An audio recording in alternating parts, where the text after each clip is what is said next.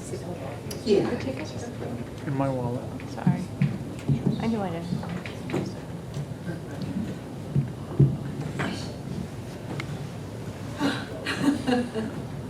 Okay, welcome everybody. We have Yasuko Nagazumi.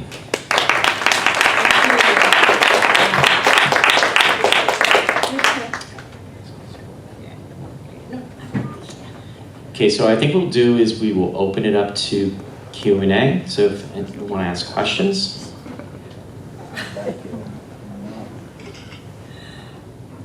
No?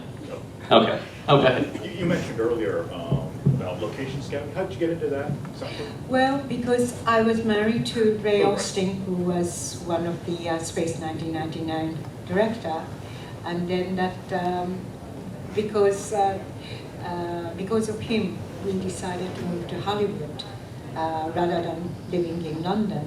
After we married, then we moved, and then that when we arrived, of course, Ray being a director, and he started giving lots of work as a director.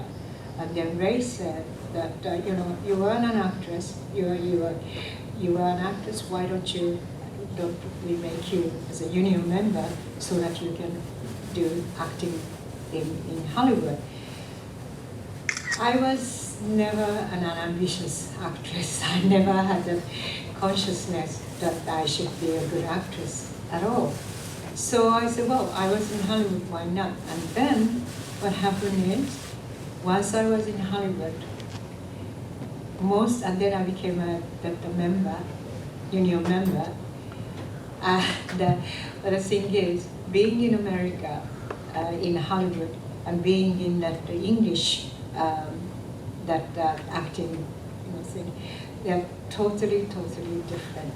So in America, lots of the parts I was offered is either me being Japanese, either a hospital nurse, or housemaid, or prostitute. I was just so limited in that offer.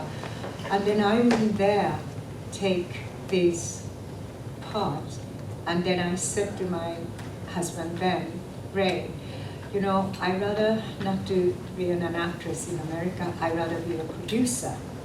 And then, because that's more interesting for me to do some creative work. So then I became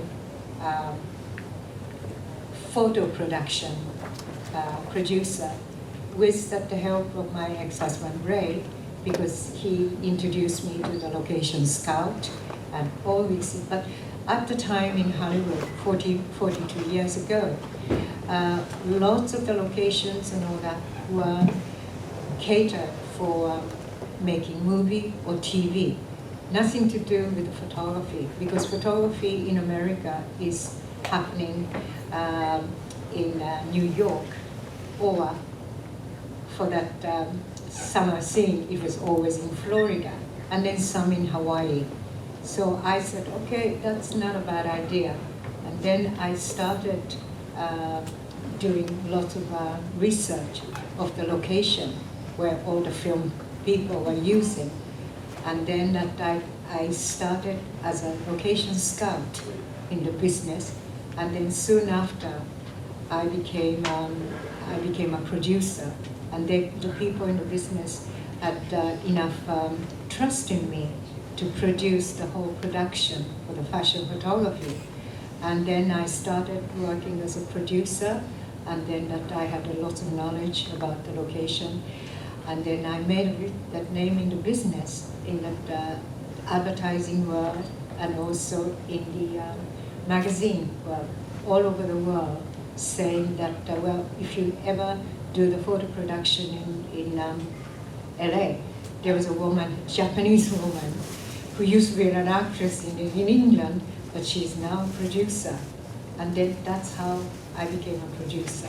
So, as I said yesterday, it was an accident that I became an actress in London, and then in a way it was an accident I became a producer in America. But because of my work, thanks to my partly because I was I live in Hollywood, and there are lots and lots of opportunity to do the production. Of course, because I'm Japanese, lots of the Japanese advertising people started bringing in the job for me.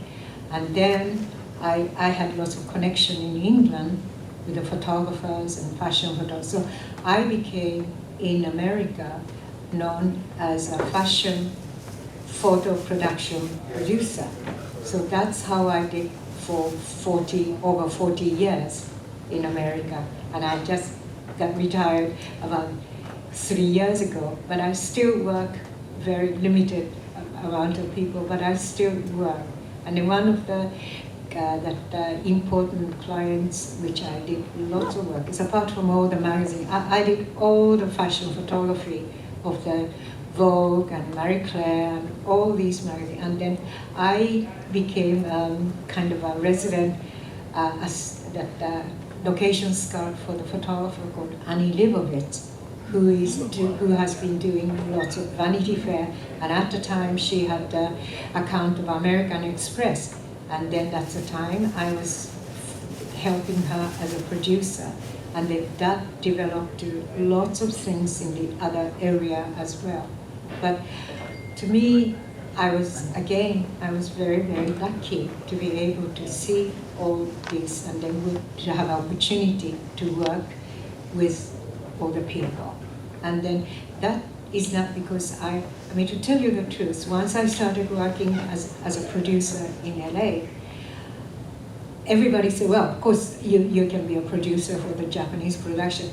Out of that, all the work I did, maybe about 5% of the clients were Japanese. The rest are all European, and especially the clients from New York, who are not the easiest client, but I survived. And especially working people like Annie Leibovitz and all these people I work with, they're an amazing photographer. And then I learned a lot from them. That's why I said to you just previously, I'm still learning every day something new. And then believe me, when I was a photo producer, I learned so much from those amazing photographers like Annie, Helmut Newton, and all these people. And then being in Hollywood, I happened to work with lots of celebrity and photographers who handle celebrities, the movie stars, and also the musician like Madonna and all that. And all my life, I had an opportunity to work with these people. And then it's really, really, one after another. I always still consider I'm one of the luckiest person ever born in this world, because my background in Japan has nothing to do with show business. I come from the doctor's family, and then I have nothing to do with show business, and then yet I became an actress in London when I called my mother and father, said that I am now an actress, and they couldn't believe it. I said, what, you? I said, yeah, I never acted in my life on the stage either, but yet I was given the union card, equity membership and all that, and that led to lots of things. So, and then now, that's the reason why I'm seeing people like you now. I mean, and honestly, and some people know me from the James Bond movie, but in James Bond I did nothing, and but still people remember me from the James Bond movie. But then I realized now, thanks to you, Lloyd, I came to this conference, and then I realize now that the Space 1999 especially has such a big follower, because people kept telling me from England, I saw you the other day on Space 1999. And I said, well, that's serious, made 40 years ago. I mean, why are the people watching? So now I watch some of the episode I was in sometime, but I realized Jerry and Sylvia's the vision of the series was so advanced. And then some people told me Space 99 was kind of modeled after 2001, Space Odyssey. I think to me, Space Odyssey, compared to Space 1999, it was an ancient period of the space. And then, yes, he was a great director, but I watched Space 99 and the photographs and all that, and that the wonderful set of Keith Wilson. They were so advanced of that time. And then I am so, now I feel, especially during this convention, I am very, very lucky I was associated with that Space 1999 and Jerry and Sylvia Anderson and all these people. And that I'm really, and then I'm really, really grateful for you people to come all the way to this convention. I'm really grateful. And then I am the one who want to thank you very much for being here.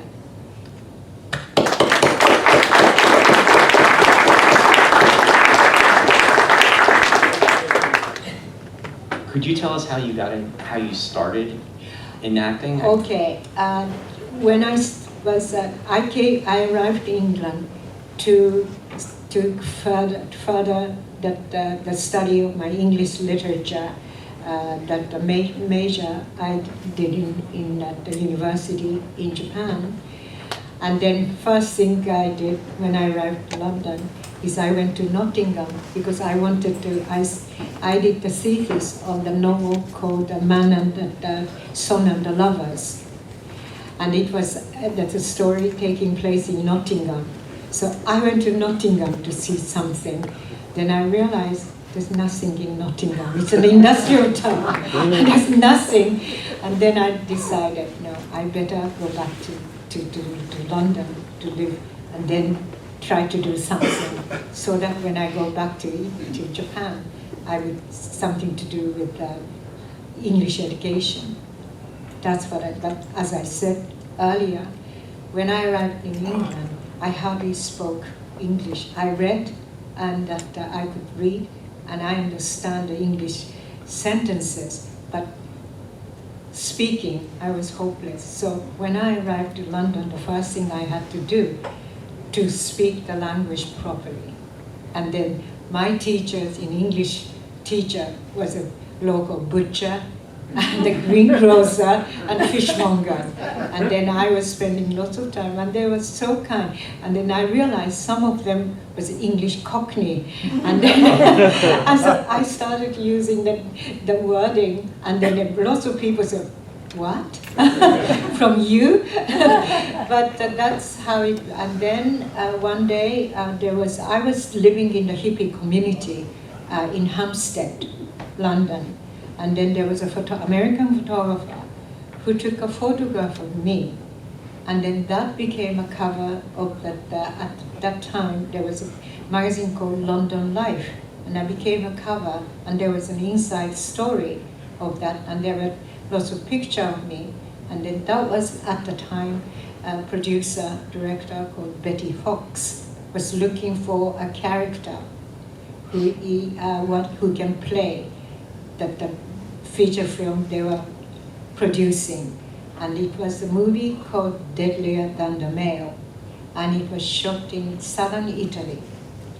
And the lead was Richard Johnson, who was in the Lawrence of Arabia, and also the German actress Elke Sommer. And then I was sent to Italy without knowing anything about acting, but everybody in the production, including Betty Box. But Elke and Richard were so kind to me, and she was virtually, they were holding my hand so that I could deliver the sentence, because my English was just so poor at the time.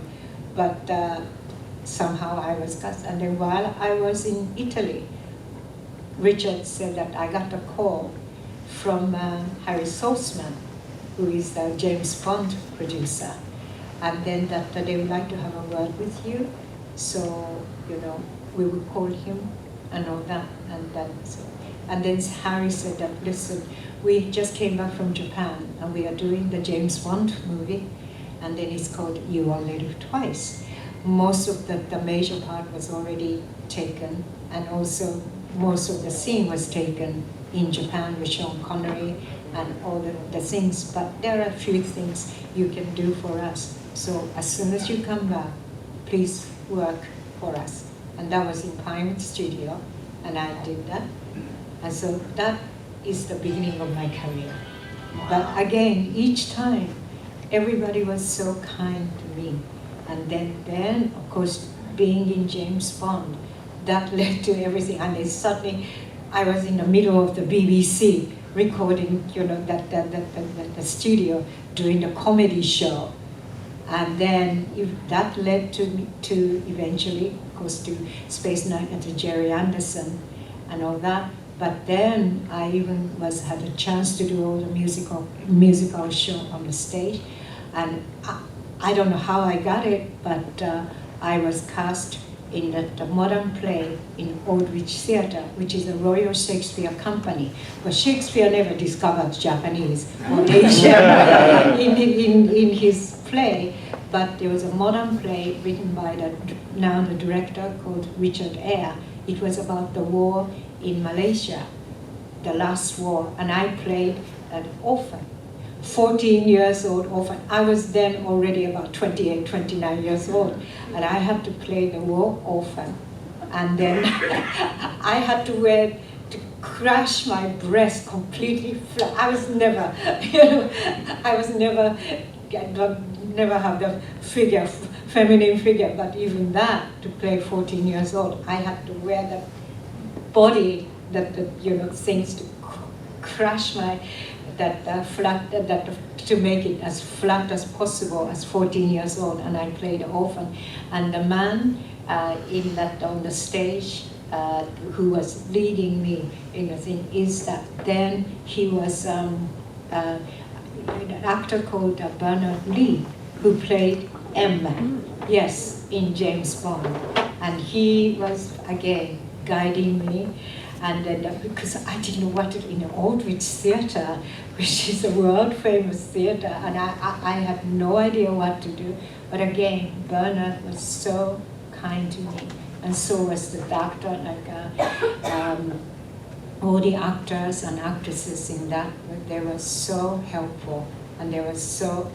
And then with the experience of Aldwych Theatre, I had a chance to see that and talk in the daily basis in the rehearsal room with people like Judi Dench, who is now that M of the James Bond movie, because her husband played at the leading part of the production I was doing, and then John Standing was very kind.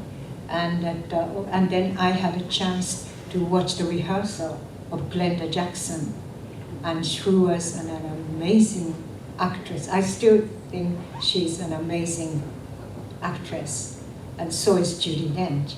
So all my life, I never seek out to look for the career of an actress, but it all happened to me, and somebody up there was always so kind to me and led me to the right people.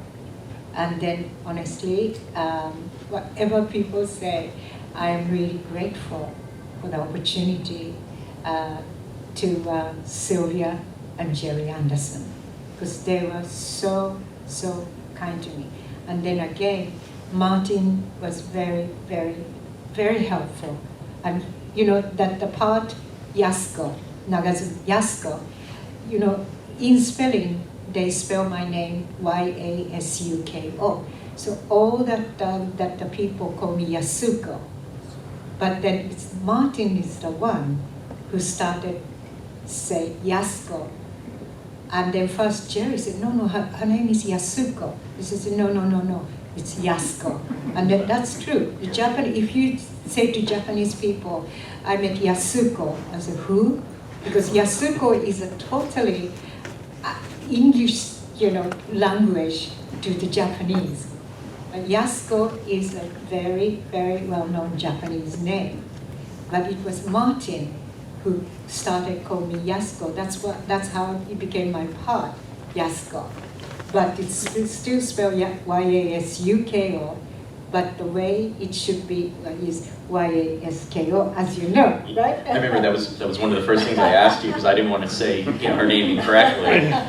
Yeah, so that's what I'm saying. Every day something new happens, and I'm still learning, and life is incredible. That's all I could say. And I was very lucky, and then that I was very, very fortunate to be able to have all these opportunities. So I'm really, really grateful. And then I'm really, really grateful that you people gathered here for the convention. See, I didn't even know anything about this convention. I know, and then It's Space 1999 conventions, because it's not as big as, and I'm a classic Star Trek fan, as many of you know, but I mean, Space 1999 is a lot smaller, but it's more, I would almost say it's almost like a family tight-knit circumstance, but there's people from all over the world that came to the convention, which makes it even that much more special. And everybody with the internet, which is great, sorry, I mean, as far as like with Facebook, I mean, that's a huge example where social media, has kept everybody together and we can communicate, and it's just something that has really evolved. So even though the show is like over 40 years old, there's friendships and almost like we're all a sense of family over the years, and it's very, very special, and we're very happy to have you here too. That's so nice of you people to think that way.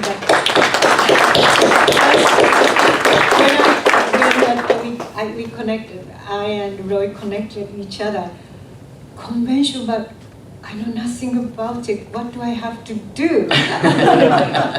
And then he said, which is all about Space 1999. And unfortunately, the thing is, because I had no awareness as an actress at the time when we did the Space 1999. So I tried to remember what I really did, but my experience of that production is only limited inside a spaceship. So to me, it was a costume drama with spaceship, furniture. That's my experience with Space 1999. But more and more, I look back about the booklets and all that on Space 1999. I think it was really, really well-made TV series. Thanks to Jerry Anderson and Sylvia and people like Keith Wilson and all that. And then it was, to me, it was so modern. It is now. And I'm sure the spaceship, it will be like that even when you land. Now that lots of people try to do the space trip now as a commercial line. And I'm sure when eventually they will have a space station in the moon or somewhere, and I'm sure it will be like the set. Yeah. Yasuko, do you have any recollections as far as, because you were telling me you worked a lot of your scenes with Tony and Paul. Yes. A lot of memories, fond memories of working with Tony? Yeah. Well, Tony was always very, very kind to me and very patient, because I wouldn't dare ask what to do with that to the director or anybody else. I mean, they were too busy on their own, but Tony had a patience, and then he was guiding me how to deliver these technical words and all that. He was my teacher, and so was Keith Wilson. And then both of them were so patient and all that.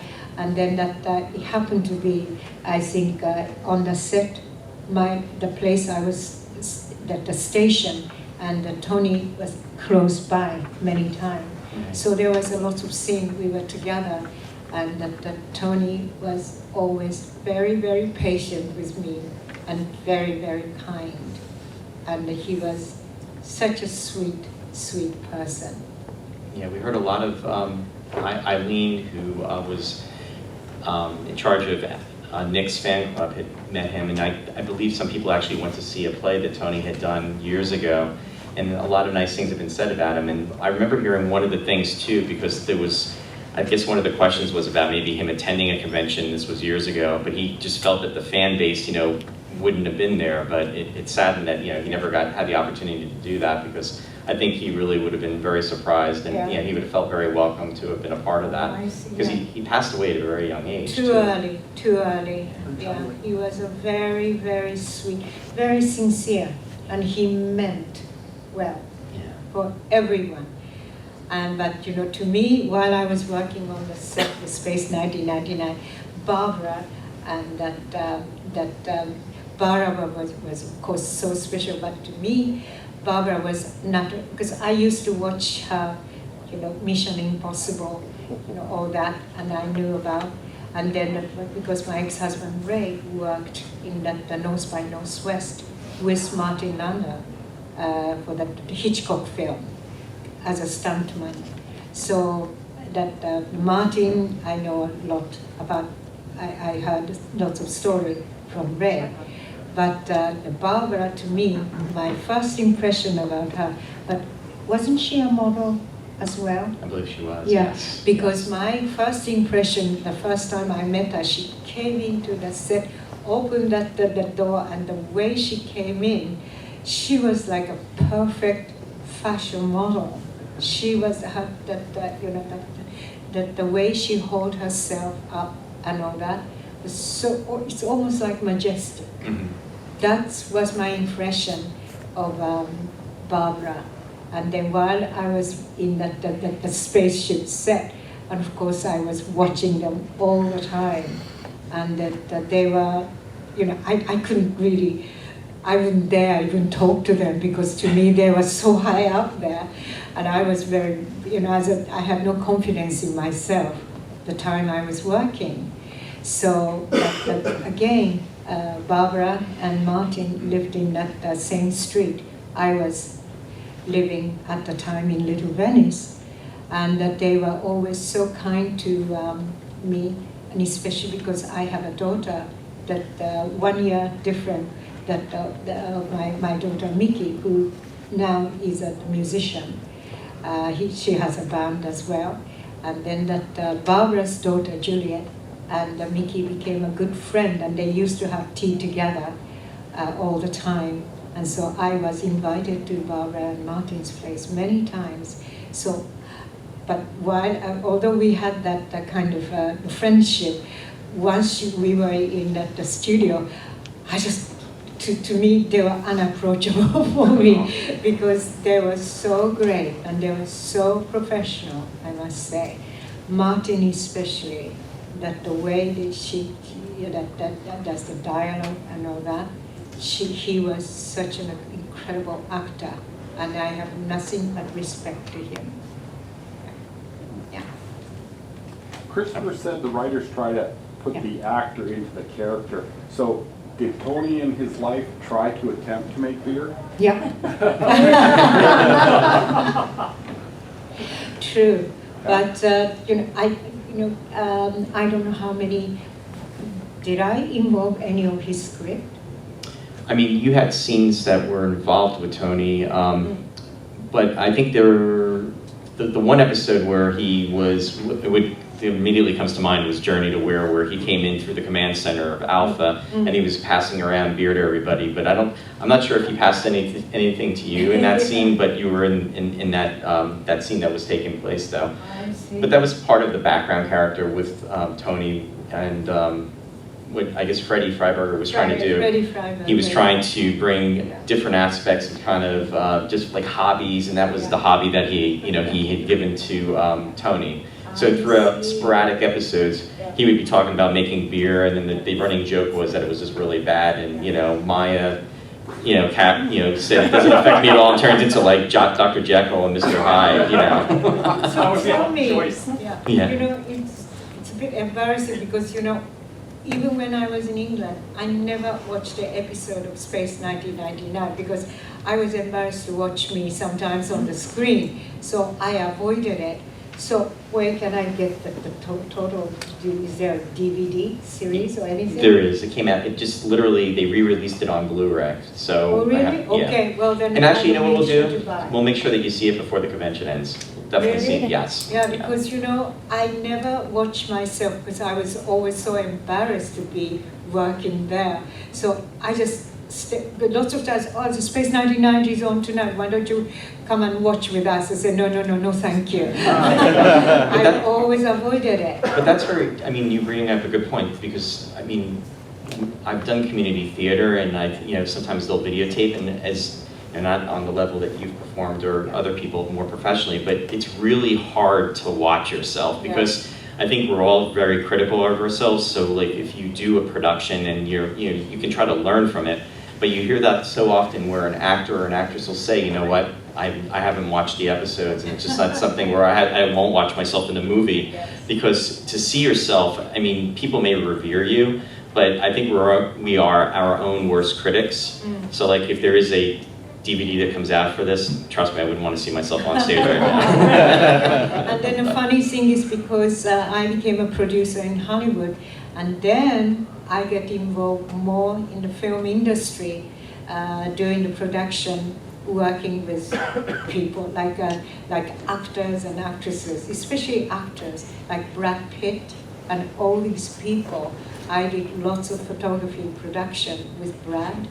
And then also lots of actors like Mark Wahlberg, and lots of actors I got involved. And also I worked a few times with Nicole Kidman for the production.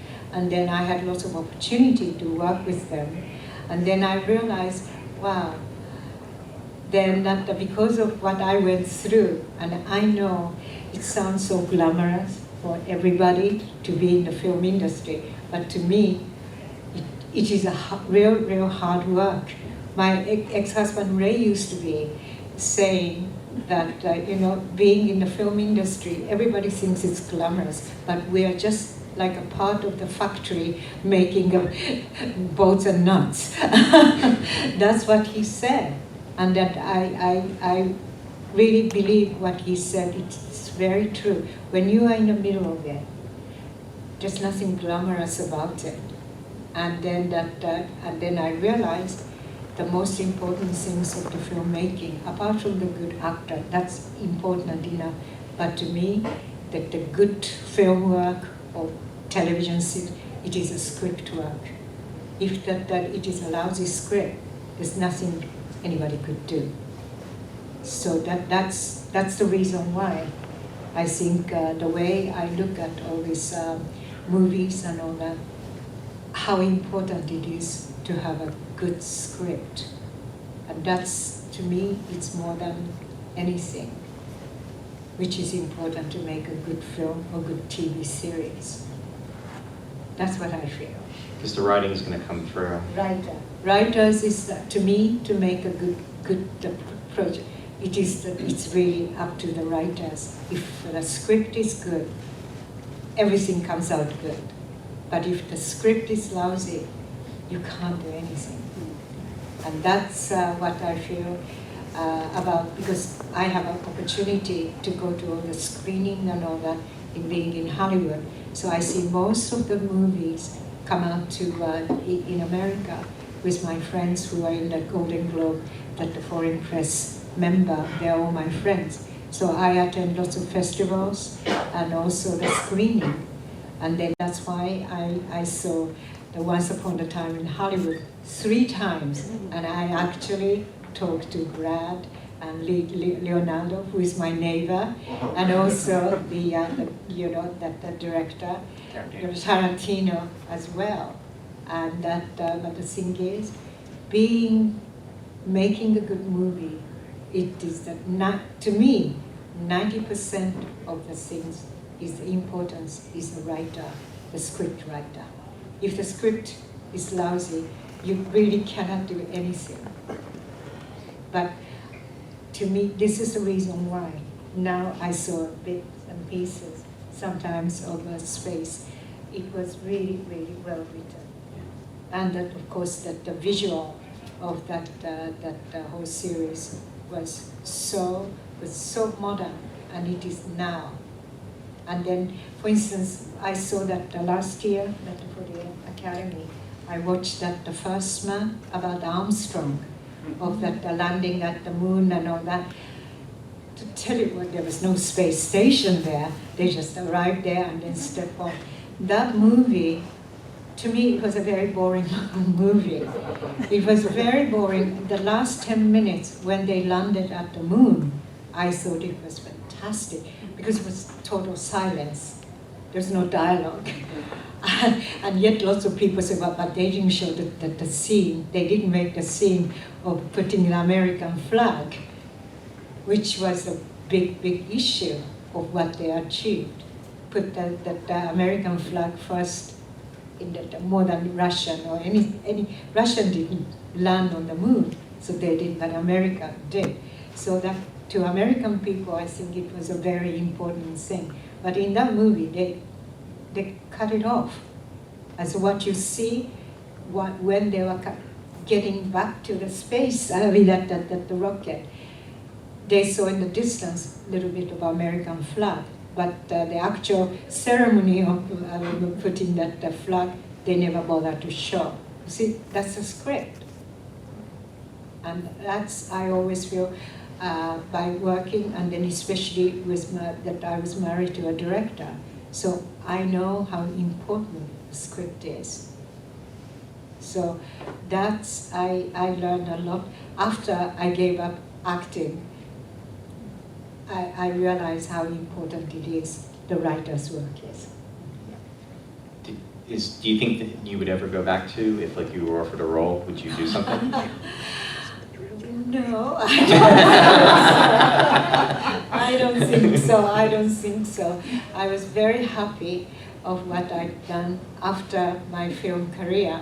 I have been really, really happy what I have been doing for last 42 years in LA.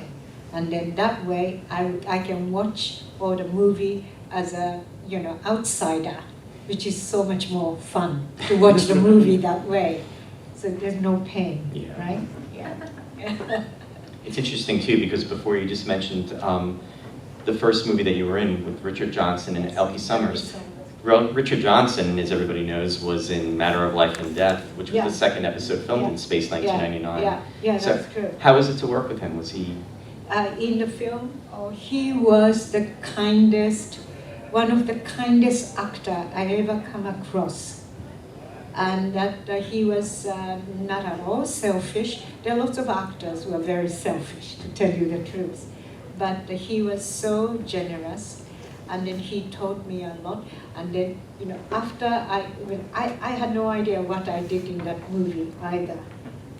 But I did watch that because of the preview. I had to go and watch the movie. It was painful to sit in the audience, but I watched it. But Richard was so nice, and then that he was the one who connected me to the James Bond people, but also he was a very, very good friend, that very close friend of Dr. Tony Armstrong, Princess Margaret's husband.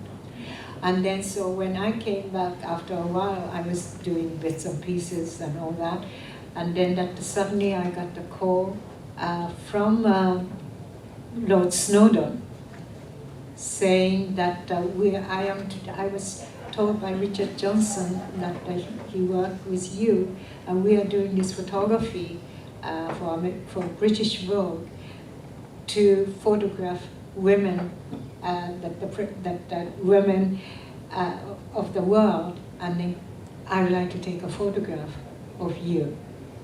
So I said, Lord Snowdon, he was, already was with Princess Margaret. I said, okay, and I went to Vogue Studio, and he photographed me. And again, I was never a professional model, so I had no idea what he was going to do, and he did this.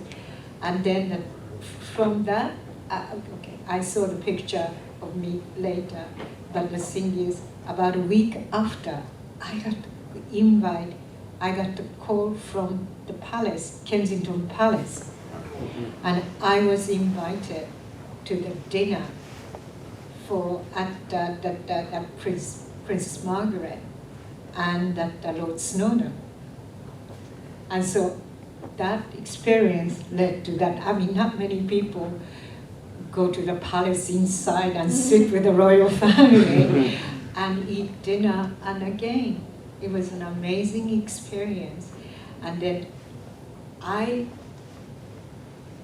were all past, I can tell. That the biggest shock was when after the dinner, and there was me and the other couple of models was with me, and then we are going to relax in the smoking room and all that kind of things, and then suddenly they disappeared, and then they come out about 30 minutes later. Until then we were drinking and smoking and all that kind of things. And then suddenly the door opened and there was a Princess Margaret and Lord Snowdon appeared on the bed. But Lord Snowdon was Mrs. Snowdon, dressed up as a woman, and Margaret was dressed up as a man. And then I didn't know what it was about. I know nothing about the royal family. And then I didn't know what to do. And then suddenly, Lord Snowdon said, "Yasuko, dance with Margaret." I said, "What?" And then I danced with Princess Margaret all night. Apparently, Princess Margaret liked me very much. That was an experience. And see, again, I don't think not many people in the world have an experience to do things like this, but again, I was very lucky. So I am really, really grateful. There was a hard time, of course, being in London, especially because I was a single mother. And then I really took the job of this Space 1999 and that Protectors as well, because it was a series, so it was kind of a steady job instead of going to audition every time. That's why I took it. But to me, it was like me going to the office 9 to 5. So I was never had enough awareness that I'm in the glamorous industry or anything. That's what I was. That's why I'm still learning. I'm still learning about Space 1999. Also, I heard you say that you worked with John Standing. Yes, John Standing was an amazing actor. He did a lot of theater, right? Yeah, he was more of a theatrical. Thought so. Yeah, he was an amazing actor, and that I think he was in the TV series of the one that about the British. Was he upstairs, downstairs, or something? He was in the TV series, but always playing a very snobbish, aristocratic man. Yeah, because of his accent. But he was a very, very good actor. Because he did an episode of Space 1999 too. He did The Mark of Archon with Pascanetric, and he was Pask the father. Yeah. Oh, really? Yeah. See, you know more than me. Yeah.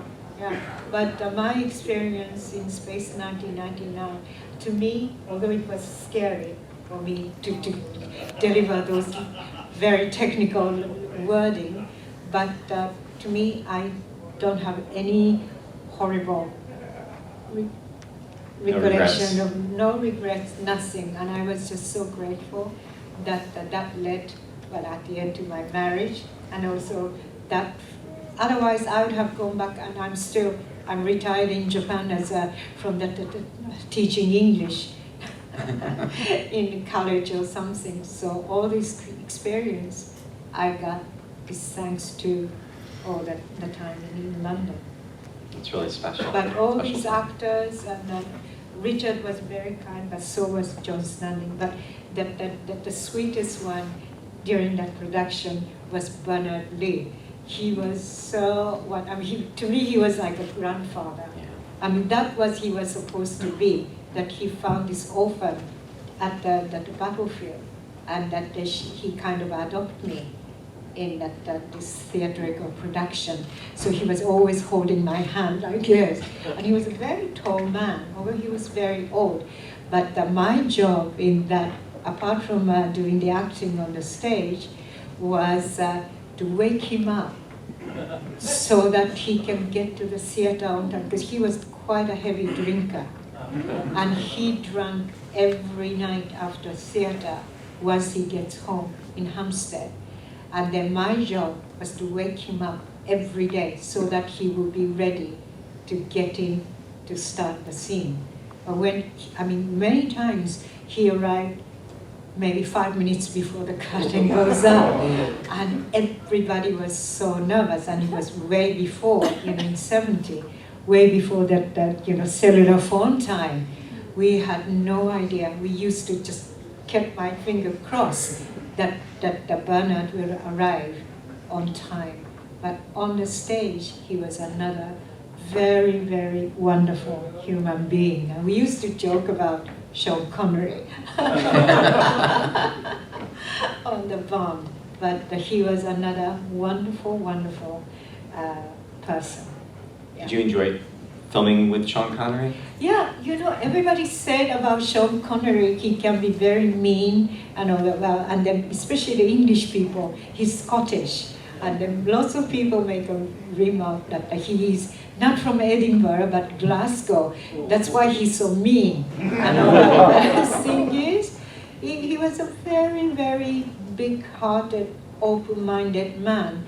And that I liked working with him. And then years later, when I became a producer in America, photo producer, and then sometimes I did commercial, Sean Connery got the contract with a Bridgestone tire in Japan, and he became the commercial.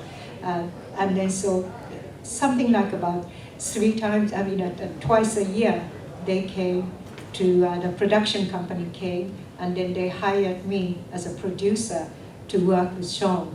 And then because I worked with him before, we spent lots of time, and we used to joke about the time he did lots of James Bond and all that.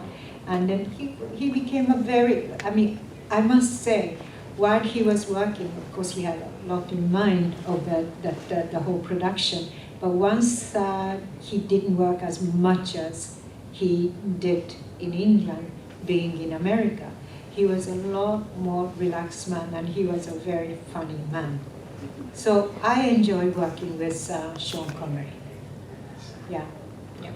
We have time for one more question.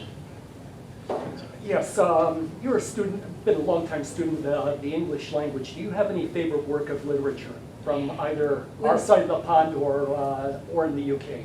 Well, when I was in Japan, first I wanted to study literature. At the time it was literature, not English literature. The first one it caught my eye reading in English was Catchers in the Rye. And I loved that novel. And then then I started doing more American literature, and I read lots of American literature. And then one day I read the Son and the Lovers, and then I fell in love with a book. That's why I decided, instead of studying American literature, I switched to English lit. And I did lots of poetries as well, reading poetry, Keats and all that. And then at the end, that led me to get a scholarship to go to England. So that's how I finished up in England. Yeah. But English literature I was fascinated. Yeah. But the first introduction to that English language literature was Catchers in the Rye. Yeah. Thank you, Yasuko. Thank you.